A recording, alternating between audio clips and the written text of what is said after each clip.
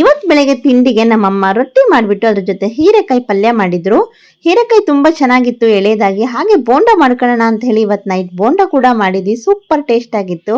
ನಮ್ಮ ಅಥರ್ವ ಸ್ಕೂಲ್ಗೆ ಹೋಗೋ ಟೈಮಲ್ಲಿ ಅವ್ರ ಅಮ್ಮಮ್ಮನ ಜೊತೆ ಕ್ಯೂಟ್ ಆಗಿ ಆಟ ಆಡ್ತಾ ಇದ್ದಾನೆ. ಹಾಗೆ ಇವತ್ತು ತೆಂಗಿನಕಾಯಿ ಇರಲಿಲ್ಲ ಅಂತ ಹೇಳಿ ನಮ್ಮಮ್ಮ ತೆಂಗಿನಕಾಯಿ ತಗೊತಾ ಇದ್ದಾರೆ.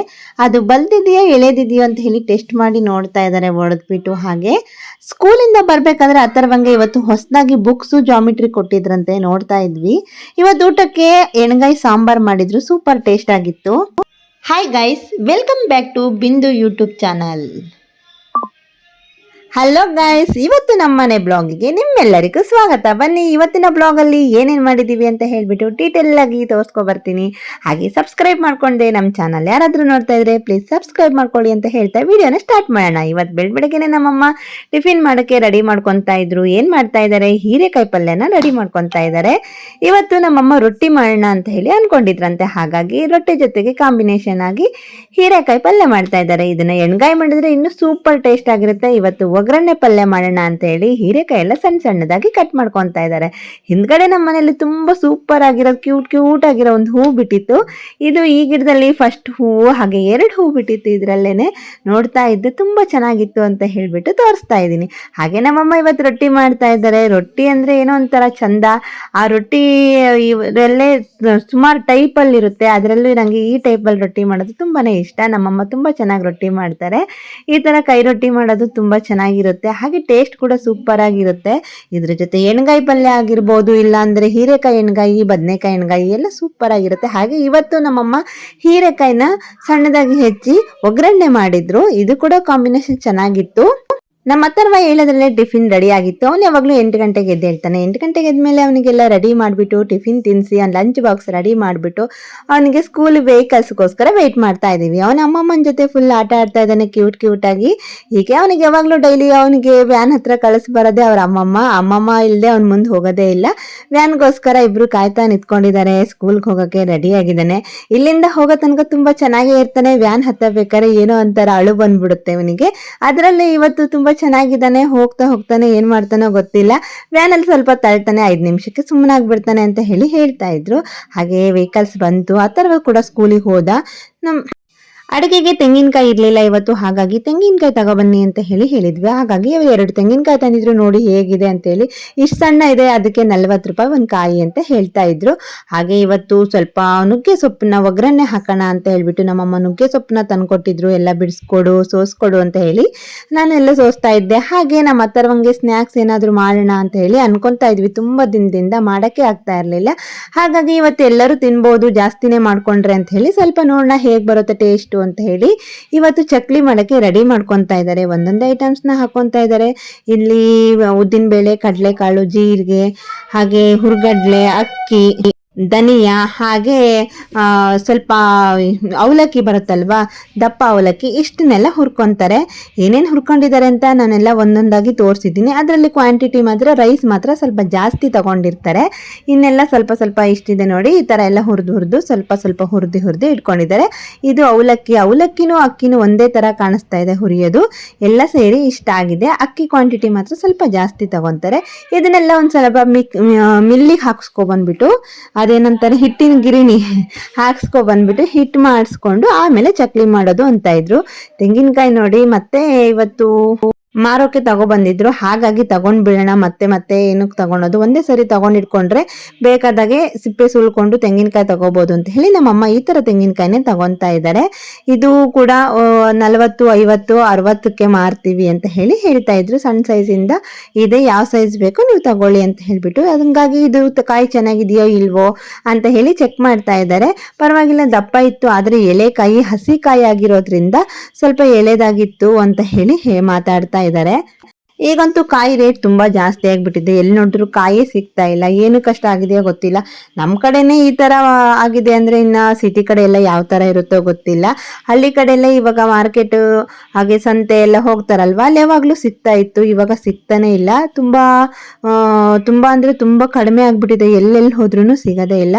ಹಾಗಾಗಿ ಅಂಗಡಿಲಿ ಎಷ್ಟು ಹೇಳ್ತಾರೋ ಅದೇ ರೇಟ್ ಕೊಟ್ಬಿಟ್ಟು ತರಬೇಕಾಗುತ್ತೆ ಇವಾಗ. ಹಾಗಾಗಿ ನಾವು ಏನೋ ಮುಂದೆ ನೆಂಟರು ಬರೋದೆಲ್ಲ ಇದೆ, ಏನಕ್ಕೆ ಸುಮ್ಮನೆ ಇವಾಗಲೇ ತಗೋಬೇಡ ಅಂತೇಳಿ 10 ತೆಂಗಿನಕಾಯಿನ ನಮ್ಮಮ್ಮ ತಗೊಂಡ್ರು. ತೆಂಗಿನಕಾಯಿ ಇಲ್ಲ ಅಂದರೆ ಅಡುಗೆನೇ ಮಾಡೋಕ್ಕಾಗಲ್ಲ, ನಮಗೆ ಯಾವಾಗಲೂ ತೆಂಗಿನಕಾಯಿದೇ ಬೇಕು. ಹಾಗೆ ಬೇಳೆ ಸಾಂಬಾರುಗಳಿಗೆಲ್ಲ ನಾವು ತೆಂಗಿನಕಾಯಿ ಜಾಸ್ತಿ ಯೂಸ್ ಮಾಡ್ತೀವಿ. ಇವೆಲ್ಲ ತೆಂಗಿನಕಾಯಿ ತಗೊಂಡೋಗಿ ಒಳಗೆ ಇಟ್ಟು ಬರೋಷ್ಟೊತ್ತಿಗೆ ಎಷ್ಟು ಬೇಗ ಟೈಮ್ ಆಯ್ತೋ ಗೊತ್ತಾಗಲಿಲ್ಲ. ನಮ್ಮ ಅಥರ್ವ ಬಂದೇ ಬಿಟ್ಟ ಸ್ಕೂಲಿಂದ. ಇವನು ಬಂದ ಅಂದರೆ ಇನ್ನು ಸ್ಟಾರ್ಟ್ ಆಯಿತು ಅಂತಾನೆ ನಮಗೆ.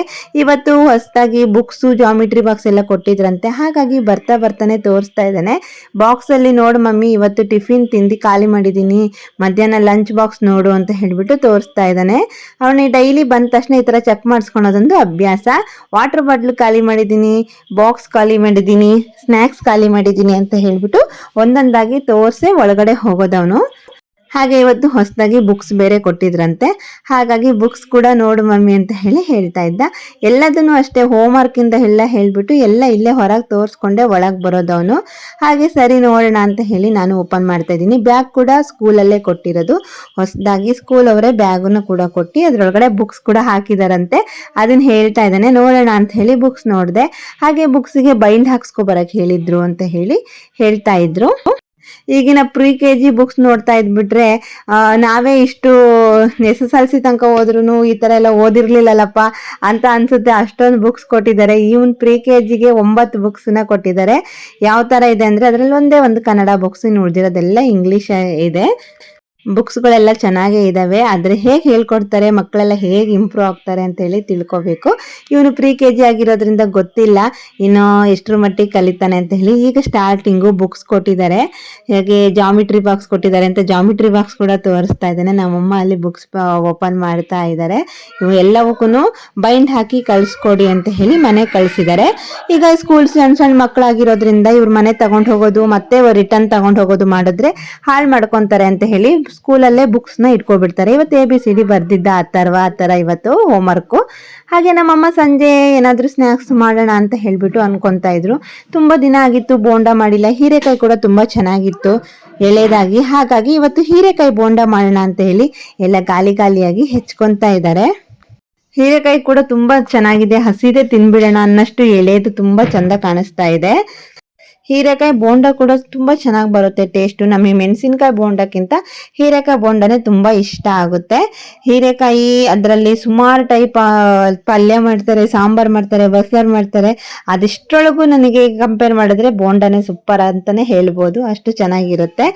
ಎಣ್ಣೆಲಿ ಇನ್ನೇನು ಕರಿಯದೆ ಎಲ್ಲ ಮಿಕ್ಸ್ ಮಾಡಿ ರೆಡಿ ಇಟ್ಕೊಂಡಿದ್ದಾರೆ. ಒಂದೊಂದಾಗಿ ಬೋಂಡ ಬಿಡ್ತಾ ಇದ್ದಾರೆ. ಏನಪ್ಪಾ ಅಂದ್ರೆ ಯಾವುದೇ ಐಟಮ್ಸ್ ಆಗಲಿ ತಿನ್ನೋದು ಜಾಸ್ತಿ ಮಾಡ್ಕೊಂಡ್ರೆ ನೋಡ್ತಾ ಇದ್ದಂಗೆ ಹೊಟ್ಟೆ ತುಂಬಿಡುತ್ತೆ. ಈ ತರ ಸ್ವಲ್ಪ ಸ್ವಲ್ಪ ಮಾಡ್ಕೊಂಡಾಗನೆ ತುಂಬಾ ಟೇಸ್ಟಿ ಅನ್ಸುತ್ತೆ, ಹಾಗೆ ಉಳಿಯೋದು ಇಲ್ಲ. ಜಾಸ್ತಿ ಏನು ಮಾಡಕ್ ಹೋಗ್ಬಾರ್ದು. ಅದರಲ್ಲೂ ನಾವು ಮಾಡ್ಕೊಂಡಿದ್ದೆ ಸ್ವಲ್ಪ ಮಾಡಿದ್ವಿ, ಅರ್ಧ ಹೀರೆಕಾಯಿನ ಮಾತ್ರ ಕಟ್ ಮಾಡ್ಕೊಂಡಿದ್ವಿ. ಆದ್ರೂ ನಾವು ಅರ್ಧ ಹೀರೆಕಾಯಿ ಮಾಡ್ಕೊಂಡ್ರು ಇದನ್ನ ತಿಂದು ಸ್ವಲ್ಪ ತನಕ ಊಟ ಮಾಡಬೇಕು ಅಂತಾನೆ ಅನಿಸ್ತಾ ಇರಲಿಲ್ಲ. ಸಂಜೆ ಮಾಡಿರೋದ್ರಿಂದ ನಾವು ಸ್ವಲ್ಪ ಹೊತ್ತು ಡೈಜೆಷನ್ ಟೈಮ್ ಇರುತ್ತಲ್ವಾ, ಹಾಗಾಗಿ ಸ್ವಲ್ಪ ಹೊತ್ತು ಬಿಟ್ಬಿಟ್ಟು ಊಟ ಮಾಡ್ಕೋಬಹುದು ಅಂತ ಅನ್ಕೊಂತಾ ಇದ್ವಿ. ಆದ್ರೂ ನೈಟ್ ಆದ್ರೂ ಹೊಟ್ಟೆ ಹಸಿವೆ ಆಗ್ತಾ ಇರಲಿಲ್ಲ. ಏನಾದರೂ ಒಂದು ಸ್ನ್ಯಾಕ್ಸು ಅಂತ ಹೇಳಿ ತಿನ್ಬಿಟ್ವಿ ಅಂದರೆ ಅಲ್ಲಿಗೆ ಹೊಟ್ಟೆ ತುಂಬ್ದಂಗೆ ಆಗುತ್ತೆ. ಆದ್ರೂ ಹಾಗೆ ಮಲ್ಕೋಬಾರ್ದು. ನೈಟ್ ಟೈಮಲ್ಲಿ ಈ ಥರ ಏನಾದರೂ ತಿಂದು ಮಲ್ಗೋದ್ರಿಂದ ಗ್ಯಾಸ್ಟ್ರಿಕ್ ಆಗುತ್ತೆ, ಹಾಗಾಗಿ ಊಟ ಮಾಡದೆ ಮಲಗಬಾರ್ದು ಅಂತ ಹೇಳಿ ನಮ್ಮಮ್ಮ ಹೇಳ್ತಾ ಇರ್ತಾರೆ. ಈ ತರ ನೋಡ್ತಾ ಇದ್ಬಿಟ್ರೆ ಇವಾಗಲೇ ತಿನ್ನೋಣ ಅನ್ಸುತ್ತೆ. ಜಾಸ್ತಿ ಮಾಡಿದ್ರೆ ನಿಜವಾಗ್ಲೂ ತಿನ್ಬೇಕು ಅನ್ಸಲ್ಲ, ಯಾವಾಗ್ಲೂ ಸ್ವಲ್ಪ ಸ್ವಲ್ಪನೇ ಮಾಡ್ಕೋಬೇಕು. ನಮ್ಮ ಮನೇಲಿ ಇಷ್ಟೇನೆ ಮಾಡಿರೋದು. 4 ಜನ ಇದ್ವಿ, 4 ಜನನು ತಿಂದು ಖಾಲಿ ಮಾಡಿದ್ವಿ. ನಮ್ಮಮ್ಮ ಇವತ್ತು ಸಾಂಬಾರಿಗೆ ಬದನೆಕಾಯಿ ಎಣ್ಗಾಯಿನ ಮಾಡೋಕ್ಕೆ ರೆಡಿ ಮಾಡ್ಕೊತಾ ಇದ್ದಾರೆ. ಬದನೆಕಾಯಿ ಎಲ್ಲ ಈ ಶೇಪಲ್ಲಿ ಕಟ್ ಮಾಡಿಕೊಂಡಿದ್ದಾರೆ. ಹುಳ ಒಳಗಡೆ ಇದ್ರೆ ಗೊತ್ತಾಗಲ್ಲ ಅಲ್ವಾ, ಹುಳನೆಲ್ಲ ನೋಡಬೇಕು ಅಂತ ಹೇಳಿ ಚೆನ್ನಾಗಿ ಕಟ್ ಮಾಡಿ ನೀರಲ್ಲಿ ಹಾಕೊತಾ ಇದ್ದಾರೆ. ನೀರಲ್ಲಿ ಹಾಕಿಲ್ಲ ಅಂದ್ರೆ ಕಪ್ಪಾಗ್ಬಿಡ್ತವೆ. ಎಷ್ಟು ಚೆನ್ನಾಗಿದೆ ನೋಡಿ ಬದನೆಕಾಯಿ ನೋಡೋಕ್ಕೆ. ಇದಕ್ಕೆ ಒಳ್ಳೆ ಎಣ್ಗಾಯಿ ಖಾರ ತುಂಬಿಟ್ಟು ಎಣ್ಣೆಯಲ್ಲಿ ಚೆನ್ನಾಗಿ ಬೇಯಿಸಿ ಸಾಂಬಾರು ಮಾಡಿದ್ರೆ ಸೂಪರಾಗಿ ಆಗುತ್ತೆ. ಫೈನಲಿ ಸಾಂಬಾರು ರೆಡಿ ಆಯಿತು. ಕೊತ ಅಂತ ಕುದೀತಾ ಇದೆ, ಆದರೆ ಹೊಟ್ಟೆ ಹಸಿವೆ ಆಗಿಲ್ಲ ಇವತ್ತು. ಆದ್ರೂ ಊಟ ಮಾಡದೆ ಮಲಗೋ ಆಗಿಲ್ಲ ಅಲ್ವಾ. ಸರಿ ಸ್ವಲ್ಪ ಊಟ ಮಾಡೋಣ ಅಂತ ಅನ್ಕೊಂಡ್ವಿ. ನಮ್ಮ ಅಥರ್ವ ಕೂಡ ಊಟ ಮಾಡ್ತಾನೋ ಇಲ್ಲೋ ಅಂತ ಅನ್ಕೊಂಡಿದ್ವಿ, ಪರವಾಗಿಲ್ಲ.